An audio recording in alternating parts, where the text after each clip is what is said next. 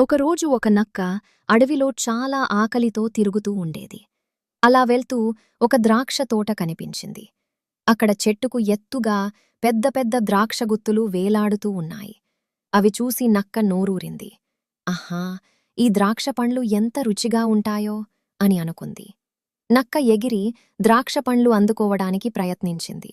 ఒక్కసారి, రెండుసార్లు, చాలాసార్లు ఎగిరింది. కాని ద్రాక్షపండ్లు చాలా ఎత్తులో ఉండడంతో అందలేదు. చివరికి నక్క అలసిపోయింది. అప్పుడు కోపంగా ఇలా అనుకుంది, ఈ ద్రాక్షపండ్లు పుల్లగా ఉంటాయి, నాకివి అవసరం లేదు అని చెప్పి అక్కడ్నుంచి వెళ్ళిపోయింది. సాధించలేనిదాన్ని తక్కువగా మాట్లాడకూడదు. చదువులో ఒక విద్యార్థి పరీక్షలో మంచి మార్కులు రాకపోతే అసలా పరీక్షే పనికిరాదు, టాపర్స్ అంతా బైహార్ట్ చేస్తారు అని అంటాడు.